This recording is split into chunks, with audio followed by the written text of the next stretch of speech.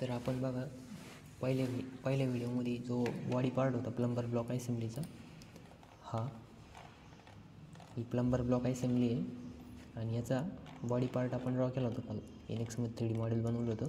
तर त्याचा आता आपल्याला NX मध्ये डिटेलिंग करायचं आहे बघा. तर डिटेलिंग करताना पहिले हा जो पार्ट ड्रॉ केला आपण त्याला ओपन करायचं. डिटेलिंगचं इन्व्हायरमेंट म्हणजे ड्राफ्टिंग इन्व्हायरमेंट ओपन करायसाठी कंट्रोल शिफ्ट आणि डी प्रेस करायचं. Control shift D. त्याच्यानंतर बघा हे ऑटोमॅटिक असं ओपन होतं. इथं काय करायचं, स्टँडर्ड शीटचं साईज सिलेक्ट करायचं आहे. तर तुम्ही A3 सिलेक्ट करायचं. त्याच्यानंतर स्केल 1:1 ठेवायचं. इथं थर्ड अँगल प्रोजेक्शन आहे, फर्स्ट अँगल प्रोजेक्शनवरती क्लिक करायचं. जे पाहिजे ते घेऊ शकता. त्याच्यानंतर इथं युनिट मिलीमीटर आणि ओके बटनवरती प्रेस करायचं. आता बघा इथं पहिले काय आहे की शीटचे बॉर्डर वगैरे नाही आली तर आपण काय करणार, पहिले स्टँडर्ड बॉर्डर घेणार. इथं जायचं बॉर्डर आणि याला ॲप्लाय करून द्यायचं. बघा बॉर्डर आली. त्याच्यानंतर परत होमवरती यायचं आणि इथे यायचं व्ह्यू क्रिएशनमध्ये पार्ट ऑलरेडीच आपण तो पार्ट ओपन करूनच इकडे आलेलो, त्याच्यामुळे ऑलरेडी पार्ट सिलेक्ट झालेला आहे. नंतर नेक्स्ट बघा इथे इनव्हिजिबलची तिथं डॉटेड लाईन करायच्या, कारण की त्या ज्या इनव्हिजिबल लाईन्स आहेत त्या आपल्याला डॉटेड दिसल्या पाहिजे. त्याच्यानंतर इथं मॅन्युअल ऑटो फिटच्या तिथं 1:1 स्केल ठेवा. त्याच्यानंतर ओरिएंटेशन बघा. ओरिएंटेशनमध्ये आपण काय करणार, फ्रंट व्ह्यू घेणार किंवा टॉप व्ह्यू घेणार. तर बघा टॉप व्ह्यू घेतला आपण. आता इथं बघा याच्यामध्ये काय आहे की हा जो UCS आहे तो हाईड केला नाही आपण, तो बी येऊ राहिला. तर त्याला हाईड करा.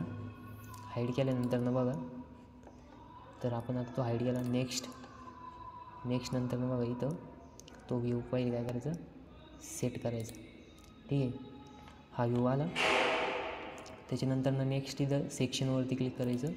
सेक्शनवरती क्लिक करताना बघा हा जो पॉईंट आहे याला सिलेक्ट करायचं. ठीक आहे, आणि वरती क्लिक करायचं. बघा सेक्शन A आलेलं आहे. ही बॉर्डर व्हिजिबल बॉर्डर नसते, ती नंतर प्रिंट करायची वेळेस ऑटोमॅटिक गायब होती. त्याच्यामुळे ह्या बॉर्डरचं काही टेन्शन घ्यायचं नाही, ती ऑटोमॅटिक नंतर गायब होणार. ठीक आहे, हे थोडंसं वाटलं तर वरती घ्या. नंतर नेक्स्ट बघा परत इथं जायचं व्ह्यू क्रिएशनमध्ये. परत पार्ट ऑलरेडी सिलेक्टच आहे. मग इथं हे असं ॲज इट इज राहू द्यायचं आणि नेक्स्ट करायचं. इथं आयसोमेट्रिकवरती क्लिक करायचं आणि नेक्स्ट. आणि हा आयसोमेट्रिक व्ह्यू काय करायचा, ह्या कोपऱ्यामध्ये इथं ॲडजस्ट करायचा, जेणेकरून काय ड्रॉईंगमध्ये. आता बघा याच्यामध्ये त्या बॅक एंडच्या लाईन आलेल्या नाही. ठीक आहे, कारण की आपण इथं इनव्हिजिबल केलं होतं, म्हणजे ज्या दिसत नाही त्यांना हाईड करून टाकलं डायरेक्ट. तर हे ठीक आहे. आता हे 3D व्ह्यू याची काही एवढी गरज नाही, तो फक्त एक अंडरस्टँडिंग पर्पज आहे. त्याच्यानंतर नेक्स्ट आता बघा याला डायमेन्शन्स द्यायचे. डायमेन्शन देताना पण एक डायमेन्शन स्टाईल राहते, म्हणजे काय द्यायचा एक वे असतो. सगळ्यात पहिले आपण काय ड्रॉ केलं तर खालचा ब्लॉक ड्रॉ केला होता, तर मग खालच्या ब्लॉकचं देऊन घ्यायचं. बघा हे 208. त्याच्यानंतर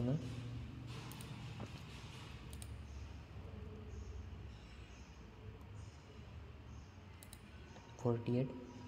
नंतर ही थिकनेस बघा, थिकनेस या व्ह्यूमध्ये दाखवू आपण. 14 होती. ठीक आहे,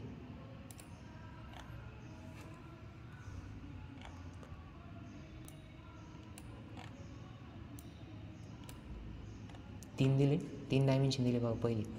त्याच्यानंतर आपण काय ड्रॉ केलं होतं, वरचा व्ह्यू ड्रॉ केला होता. मग आता बघा इथं आपण त्याला रेडियस देऊन घेऊ. तर बघा इथं रेडियल डायमेन्शन देऊ शकता तुम्ही.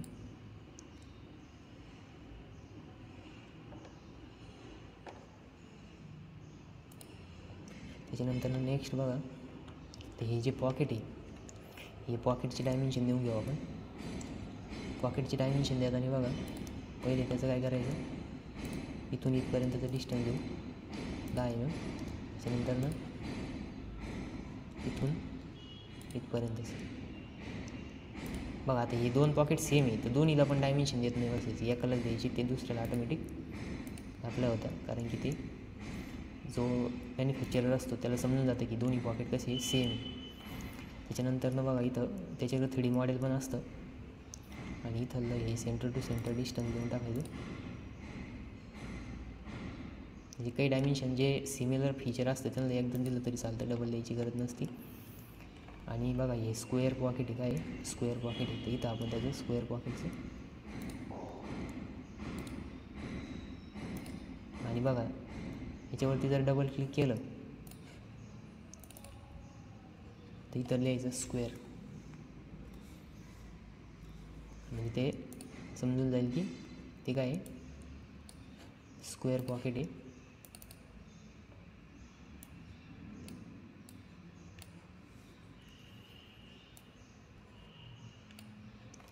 त्याच्यानंतर याची डेप्थ देऊ आपण.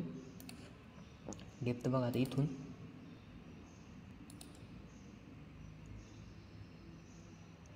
एट, ठीक आहे.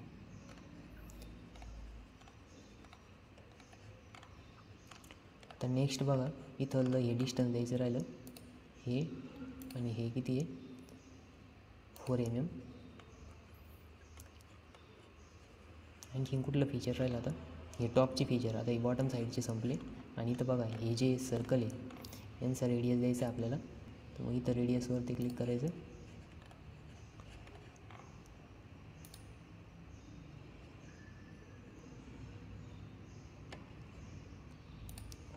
R, ठीक आहे. नंतर ना एंड पॉईंटचं डिस्टन्स देऊ आपण. हे किती दिलेलं आहे आपल्याला, 20.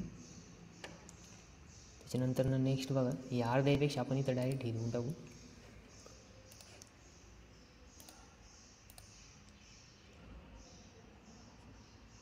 इथंच देऊ. शक्यतो पार्टवरती डायमेन्शन द्यायचे नाही, पार्टच्या बाहेर द्यायचे, कारण की ते काय अंडरस्टँड झाले पाहिजे म्हणून, किंवा पार्ट पण एकदम क्लिअरली व्हिजिबल झालं पाहिजे. असं नको व्हायला की डायमेन्शनमुळं पार्ट कळूनच नाही यायचं मॅन्युफॅक्चररला. तर त्याच्यामुळं काय करायचं, एकदम क्लिअरली व्हिजिबल द्यायचे. तर बघा किती 8 आहे.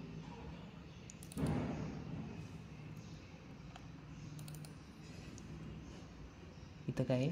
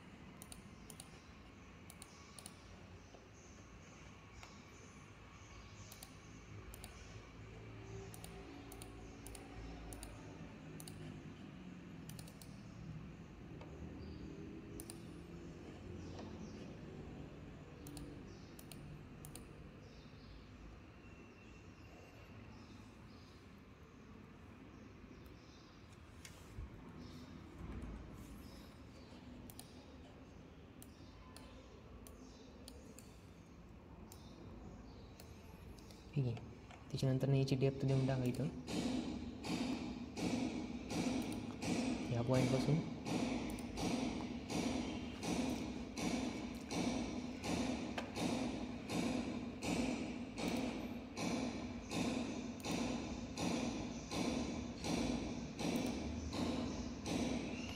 तर ही जी डेप्थ आहे बघा, ही सेंटर आता आपल्याला ह्या पॉईंटपासून घ्यावं लागेल.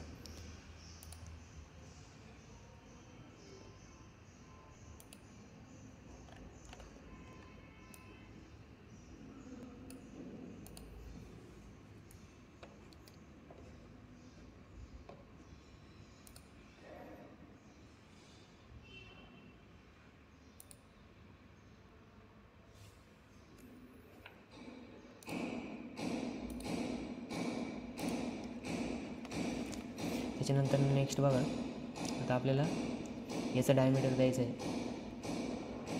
तर ठीक आहे, डायमीटर बघा रॅडियलवरती क्लिक करायचं. इथं डायमीटर सिलेक्ट करायचं आणि हा डायमीटर किती 16 आहे, ठीक आहे.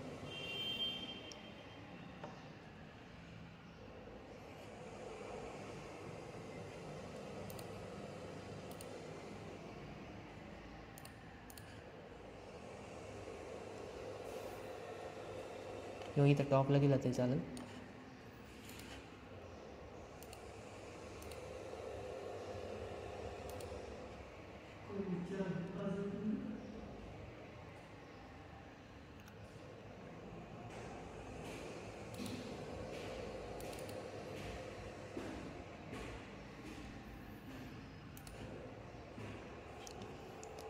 त्याच्यानंतर ना बघा हे जे डिस्टन्स आहे हे द्यायचं.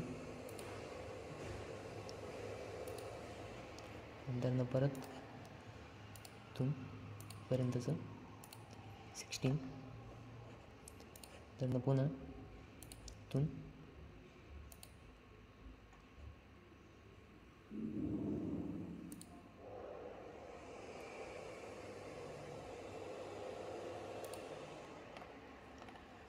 ऑफसेट डिस्टन्स दिलं.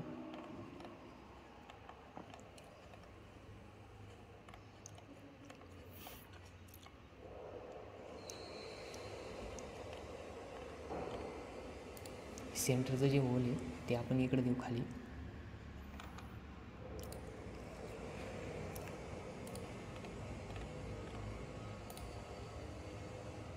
आरपेक्षा इथं डायमीटर देऊ.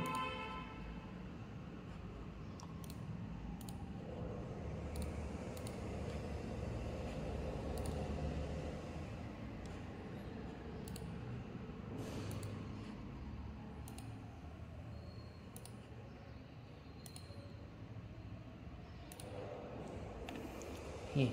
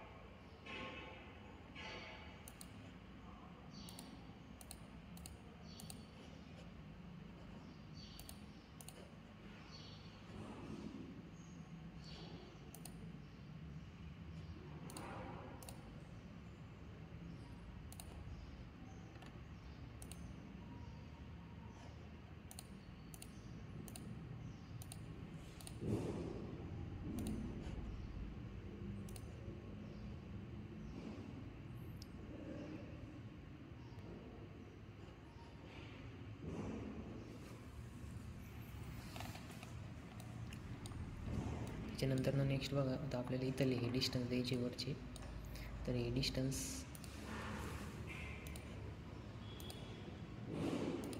शार्ट. त्याच्यानंतर परत हा ॲक्सिस आणि हा किती आहे 78.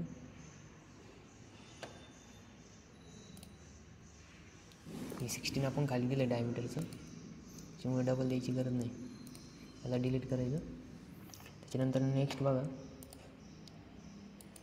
हा पॉईंट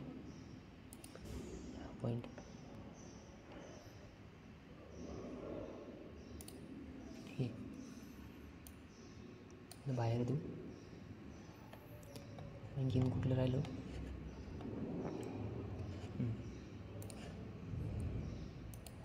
सेंटर किती आहे 158.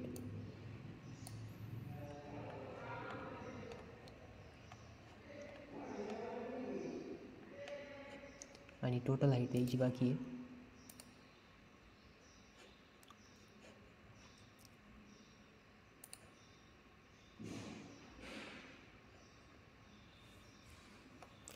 टोटल हाईट जी आहे ते आपण इकडे देऊ.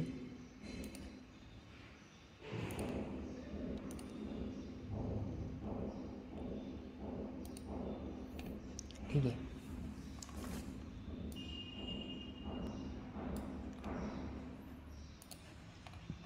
मग अशा प्रकारे आपण काय केलं आहे, जे जेवढे पण फीचर्स होते ते सगळे फीचर्सचं डायमेन्शन शो केलं. इथली ही रेडियस द्यायची बाकी राहिली, तर रेडियसला रेडियलमध्ये कन्वर्ट करून घ्या.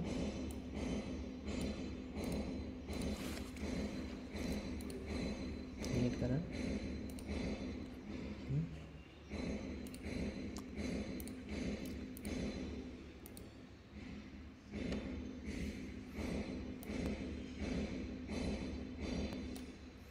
ठीक आहे. आणखीन कुठलं फीचर राहिलं का नाही? ऑलमोस्ट आपण सगळे फीचर काय केले शो केले आणि हाईट पण दाखवली. तर अशा प्रकारे आपलं काय झालं आता हे डिटेलिंग झालं. तर इथं बघा या टेम्पलेटमध्ये इथं नेम प्लेट नाही आहे, तर नेम प्लेट मी नेक्स्ट व्हिडिओमध्ये नेम प्लेट कशी बनवायची ती टाकली. सध्या बघा डायमेन्शन आपण सगळे दिले, कुठलं डायमेन्शन मिस होऊन नाही द्यायचं.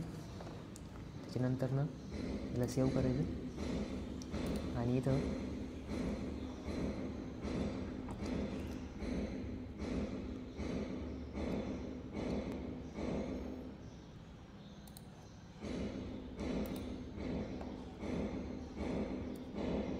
बघा मायक्रोसॉफ्ट PDF कन्वर्ट करायचं आणि डेस्कटॉपला तुम्हाला ज्या फोल्डरमध्ये पाहिजे त्या फोल्डरमध्ये तुम्ही सेव्ह करू शकता. इथं नाव द्यायचं त्याला बॉडी.